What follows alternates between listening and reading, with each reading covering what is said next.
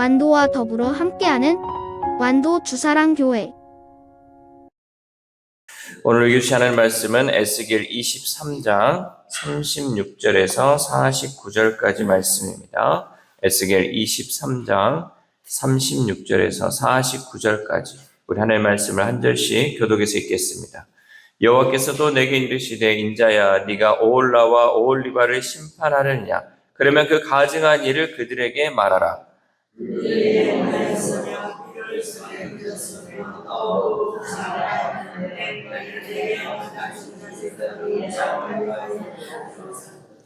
이 외에도 그들이 내게 행한 것이 있나니 당일에 내 성소를 더럽히며 내 안식일을 범하였도다.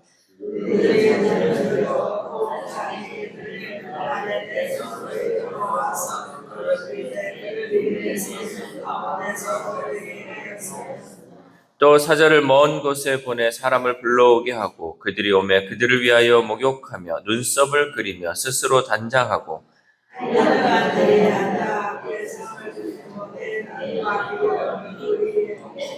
그 무리와 편히 짓거리고 즐겼으며 또 광야에서 잡료와 술 취한 사람을 청하여 오매 그들이 팔찌를 그 손목에 끼우고 아름다운 관을 그 머리에 씌웠도다.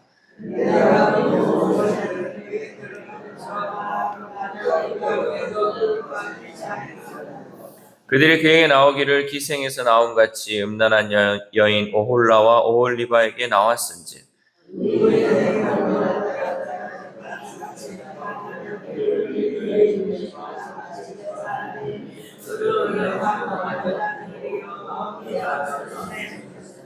주 여호와께서 이같이 말씀하셨느니라. 그들에게 무리를 올려보내 그들이 공포와 약탈을 당하게 하라.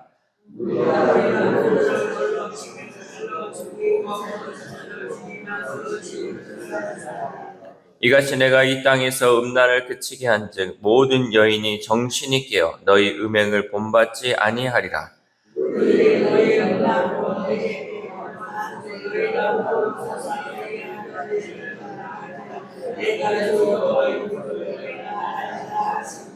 아멘. 할렐루야. 오늘도 하나님 주시는 말씀을 통하여서 오늘 하루 하나님의 은혜로 살아가는 귀한 하루 되시기를 소망합니다. 청춘이라는 이 말은 참으로 듣기 좋은 말입니다. 그러나 아쉽게도 청춘의 시간은 금세 지나가고 중년이 되고 노년이 되는 현실을 맞이하게 되는 거죠. 이 청춘의 시간을 보람되고 알차게 보낸 사람은 노년이 풍요로울 테지만 젊은 시절 방탕과 쾌락으로 보냈다면 비참한 노년을 보내야 할 것입니다. 그런데 안타깝게도 이 예루살렘은 그 좋은 시절을 우상 숭배로 보내버리고 이제는 늙어버린 매춘부처럼 되어 심판을 받게 되었습니다. 여러분, 우리의 삶도 마찬가지입니다. 우리도 그 청춘이 언제 있었나 할 정도로 금방 지나가 버려요. 하나님과 우리가 좋은 관계를 맺을 때도 마찬가지예요. 이 좋은 시절을 우리가 하나님과 함께 은혜롭게 보내야 되는데 어느 순간 이 시간이 다 지나가 버릴 때가 있다라는 거죠. 그래서 하나님은 이렇게 에스겔에게 명령하십니다. 우리 36절 말씀 시작. 여호와께서 또 내게 이르시되 인자야 네가 오홀라와 오홀리바를 심판하려니냐 그러면 그 가증한 일을 그들에게 말하라. 아멘. 하나님은 에스겔에게 북이스라엘과 남유다를 직접 심판하고 그들의 가증한 일을 낱낱이 말하라 라고 말씀하셨습니다. 그들의 가증함은 그 가증함을 나열하는 것만으로도 구역질이 날 만한 것들이지만 이제 하나님께서는 백일하에 다 드러내라고 하신 것입니다. 그러니까 이 모든 것들은 다 드러나게 되어 있다는 거죠. 이렇게 심판의 첫 순서는 바로 죄악을 드러내는 것입니다. 죄인은 자기의 죄악이 드러나지 않을 것이라고 착각하지만 하나님은 그 모든 죄악을 마지막 때에 드러내는 분이시다라는 거죠. 그들이 행했던 죄악이 무엇일까? 그들이 행했던 죄악은 바로 우상 숭배였습니다. 우리 37절 말씀 시작. 그들이 행음하였으며 피를 손에 묻혔으며 또 그 우상과 행음하며 내게 낳아준 자식들을 우상을 위하여 화제로 살랐으며. 아멘. 우상 숭배를 함에 있어서 자신들의 아이를 우상에게 희생제사로 바치는 극악무도한 행위까지 그들은 행하였다라는 거죠. 그러면서도 그들은 성전에 나와 또 하나님께 제사를 드렸습니다. 그러니까 그들은 우상의 제단에서 자녀를 희생 제사로 바치는 그 가증한 일을 행하고도 곧바로 하나님의 성전에 와서 하나님께 제사를 드렸다는 사실이죠. 우리 39절 말씀 시작. 그들이 자녀를 죽여 그 우상에게 드린 그 날에 내 성소에 들어와서 더럽혔으되 그들이 내 성전 가운데서 그렇게 행하였으며. 아멘. 이렇게 성전에서 제사를 드리면서도 실상은 우상 숭배와 살인 그리고 더러운 모략들이 가득해 겉과 속이 완전히 달랐으니 그들은 심판을 피할 수 없었습니다. 삶과 신앙의 괴리는 우리 주위에서도 찾아볼 수 있죠. 주일에는 예배당에 들어가서 하나님께 예배드리지만 거기서 나오자마자 세상의 더러운 문화를 탐닉하고 악한 이익을 추구하는 신자들이 오늘날에도 너무나도 많이 있다라는 거죠. 여러분 이것을 우리의 삶에 적용해 보면 내가 주일날 하나님 앞에 예배를 드렸어요. 그런데 예배 드리고 이제 교회를 나오는 순간 또 가정을 가든 어떤 직장을 가든 또 어떤 모임에 가서 그곳에서 악한 일을 그날 한다는 거죠. 거룩한 주일날 하나님 앞에 예배 드렸고 하나님 말씀으로 내가 살겠습니다 결단하고 나왔는데도 여전히 내 삶은 세상에서 죄악 가운데 살아가고 세상 문화에 취해 살아가는 우리의 모습들이 있다는 거죠. 그리고 하나님의 성전에서 우리는 이 말씀을 듣고 하나님을 찬양하고 아름다운 입술로 되었음에도 불구하고 집에 가자마자 내 입술이 욕하는 입술로 변해버리고 내 입술이 남을 험담하는 입술로 변하는 것이 오늘날 우리의 삶 가운데도 일어나고 있다는 거죠. 우리는 에스겔을 통해 경고하시는 그 하나님의 목소리를 들어야 합니다. 삶과 신앙을 일치시키는 것은 그 무엇보다도 중요한 삶의 우선순위인 줄 믿습니다. 선교사이자 작가인 엘리자베스 엘리엇은 하나님은 우리가 그분 없이는 아무것도 아니라는 것을 깨닫게 하시기 위해 때때로 모든 것을 흔드신다라고 했습니다. 그러니까 우리가 하나님이라는 것을 알기 위해서 하나님께서는 우리를 때때로 흔드실 때가 있다라는 거죠. 그런데 그것은 하나님께서 우리를 징계하기 위한 것이 아니라 하나님이 하나님 되심을 깨닫게 하기 위해서 때때로 우리를 징계하신다라는 거죠. 이 징계의 채찍은 우리에게 고통을 주지만 그 채찍이 예수님의 몸을 찢어 우리가 나음을 받았다는 사실은 고통 속에서 더욱 깊이 깨달을 수 있는 진리입니다. 예수님도 우리를 위하여서 징계의 채찍, 그 채찍을 몸에 맞았음을 통해서 우리가 나음을 얻었다는 거죠. 채찍을 통해서 우리가 나았다는 그 진리를 우리가 또 그것을 직접 경험함을 통해서 하나님은 깨닫기를 원하고 계신다는 거죠. 하나님의 심판은 불같이 다가오지만 그 속에서 건진받은 우리는 비로소 하나님이 누구신지를 고백할 수 있게 된다라는 사실이죠. 북이스라엘을 멸망시킨 아스루와 남유다를 멸망시킨 이 바벨론은 결코 이스라엘보다 의롭지 않았습니다. 하나님께서 이 심판을 함에 있어서 이스라엘보다 너희들이 좀 더 나으니까 너희들이 얘네들을 심판해, 그것이 아니라 이 이스라엘을 살리고자 하나님은 주변의 이 강대국들을 통하여서 이 이스라엘에게 징계를 행한 거죠. 그러나 이 징계를 함에 있어서 그들이 결코 이스라엘보다 의로워서 그 일을 한 것이 아니라는 사실이죠. 그래서 억울해하는 이들에게 하나님은 그들이 하나님의 공의로운 심판을 수행하는 대행자임을 인증하셨습니다. 우리 45절 말씀 시작. 의인이 간통한 여자들을 재판함같이 재판하며 피를 흘린 여인을 재판함같이 재판하리니 그들은 간통한 여자들이요 또 피가 그 손에 묻었음이라. 아멘. 음녀가 의로운 사람들에 의해 재판장에 넘겨지고 그 죗값을 받게 되듯이 이스라엘과 유다는 하나님의 심판대 앞에 끌려 나와 처벌을 당할 것이다 라고 말씀하신 거죠. 그들이 받을 처벌은 무엇이냐면 바로 공포와 약탈입니다. 우리 46절 말씀 시작. 주 여호와께서 이같이 말씀하셨느니라. 그들에게 무리를 올려보내 그들이 공포와 약탈을 당하게 하라. 아멘. 또한 사마리아와 예루살렘 거민들이 모두 죽임을 당하고 집은 모두 불태워지는 전면적인 파멸이 일어나게 된다라는 거죠.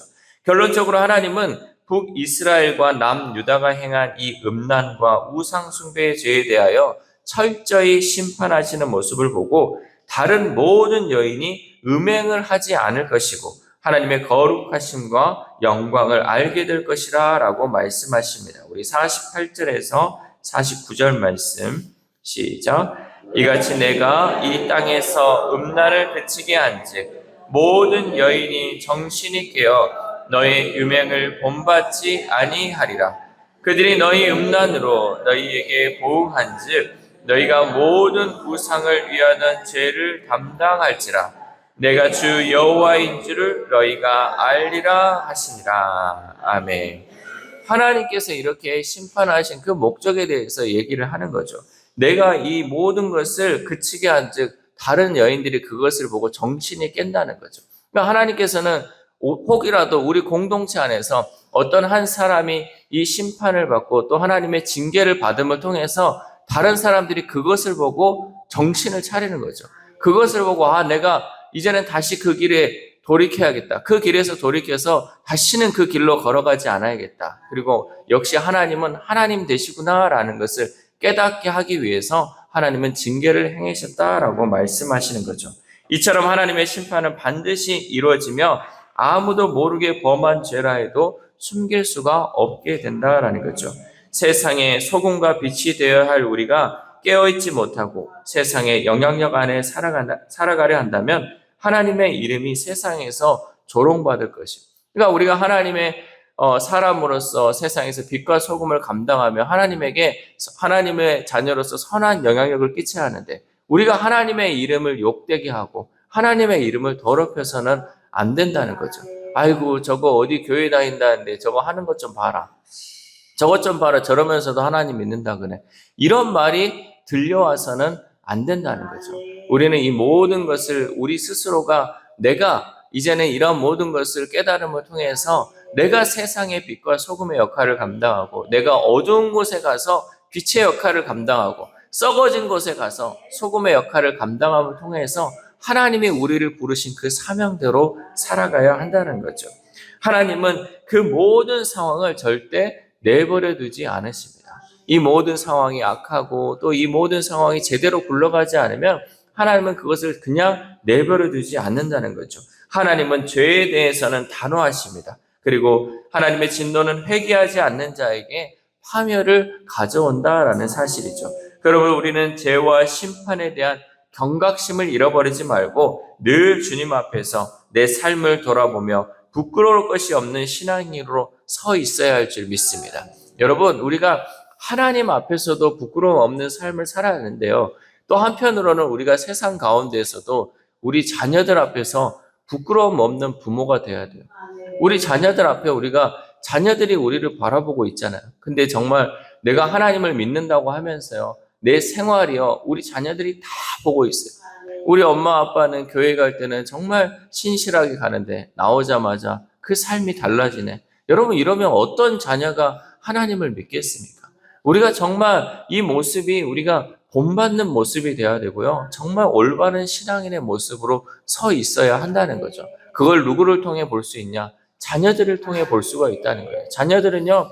우리의 열매예요, 열매. 우리가 어떤 삶을 살아가냐에 따라서 그 자녀들이 그 삶을 따라오는 삶이고 아니면 거부하는 삶으로 살아갈 수 있다는 거죠. 사랑하는 우리 사랑교회 성도 여러분, 하나님은 죄를 미워하시며 우리의 위선에 속지 않으십니다. 우리가 겉으로는 잘하는 것 같아도 속에는 이 악한 것이 가득하고 내 삶이 신앙과 다른 삶을 살면 하나님은 다 보고 계신다라는 거죠. 하나님은 언제라도 우리 속에 더러운 것들을 드러내시며 징계하실 수 있습니다. 그러나 그 드러내심은 우리를 파멸하기 위함이 아니라 회개의 기회를 주시기 위한 것이다라는 거죠. 그러므로 우리는 감춰진 죄 때문에 하나님의 은혜에서 점점 멀어지고 있지는 않은지, 삶과 신앙이 분리되고 있지 않은지 날마다 우리의 삶을 점검해야 할 줄 믿습니다. 이 새벽 우리가 함께 기도할 때 하나님, 오늘 말씀을 통해 우리의 삶을 돌아봅니다. 내가 교회 안과 밖의 삶이 분리되어 있다면 이제는 신앙과 삶이 일치하는 삶을 살 수 있게 해달라고 기도합시다. 또한 오늘 하루를 살아감에 있어서 우리에게 시간이 별로 없는데 주어진 이 시간 청춘과 같은 삶을 살고 헛된 시간을 보내지 않고 오직 하나님의 영광과 하나님의 나라를 위해 살아가는 저와 여러분 되시기를 주님의 이름으로 소망합니다. 기도하겠습니다. 하나님 감사합니다. 오늘도 이 시간 말씀을 통하여서 하나님 우리가 이 땅 가운데 어떠한 삶을 살아야 할지 말씀을 통해 깨닫게 하심에 감사를 드립니다. 저 이스라엘 백성들은 그 자녀들을 우상에게 불살라 제사를 드리고 또 그러면서도 하나님께 나와서 제사 드리는 그 모습을 보여줍니다. 하나님, 우리의 모습이 이런 모습은 아닙니까? 내가 정말 하나님께 예배한다고 하나님 앞에 나오지만 또한 아버지 그 같은 날 세상 가운데서 더러운 이익을 위해 추구하며 또 악한 말을 내뱉으며 악한 생활을 하는 우리의 모습은 아니었는지 하나님 이 말씀을 통하여 나를 돌아보게 하시고 이제는 하나님 주님 앞에 나오는 이 모습이 세상에서 살아가는 모습과 동일한 모습으로 살아갈 수 있는 우리 주사랑 공동체 될 수 있도록 도와주시옵소서. 그래 우리의 삶이 하나님 보기에 부끄러움 없는 삶 되게 하시고 우리 자녀들이 보는 데 있어서 부끄러움 없는 삶을 살게 하셔서 정말 하나님의 이름에 영광만 드리는 우리의 삶이 될 수 있도록 도와주시옵소서. 특별히 아픈 한우들을 위해서도 하나님 우리가 기도합니다. 하나님 저 영혼들을 하나님께서 만져주시고 고쳐주시고 회복시켜주심을 통하여서 온전하고 깨끗하게 치료됨을 통하여서 온전히 하나님의 이름을 찬양하고 하나님의 기적을 경험함을 통하여서 많은 사람들에게 간증하며 살아갈 수 있는 우리 환우들의 삶이 될 수 있도록 도와주시옵소서. 또한 우리의 자녀들, 우리의 다음 세대들이 있습니다. 하나님 우리의 자녀들 우리에게 하나님 맡겨주셨는데 우리가 정말 이 자녀들을 위해 기도하지 못하였고 이 자녀들 앞에 본이 되어지 못하였다면 하나님 오늘 통하여서 다시금 우리가 회개하여서 이 자녀들이 정말 하나님 믿음으로 살아갈 수 있도록 더욱더 힘써 기도할 수 있는 우리들 될 수 있도록 도와주시옵소서. 그래 우리 자녀들이 이제는 날마다 믿음 안에서 살아가게 하시고 이 세상 가운데 빛과 소금의 역할을 감당하여 오직 하나님의 영광을 드러내는 귀한 자녀들 될 수 있도록 도와주시옵소서. 또한 오늘 하루를 살아갑니다. 하나님 이 들은 말씀 한 귀로 듣고 한 귀로 흘려버리지 않게 하시고 하나님 우리에게 주어진 시간이 별로 없는 것을 깨달음을 통하여서 하루하루 정말 주님이 주신 그 시간을 최선을 다해 살아가게 하시고 하나님의 영광을 위해 살아가게 하시고 주의 복음 전하며 하나님과 함께하는 귀한 시간 될 수 있도록 도와주시옵소서. 이 모든 말씀 우리를 구원하여 주신 예수 그리스도의 이름으로 기도드립니다. 아멘.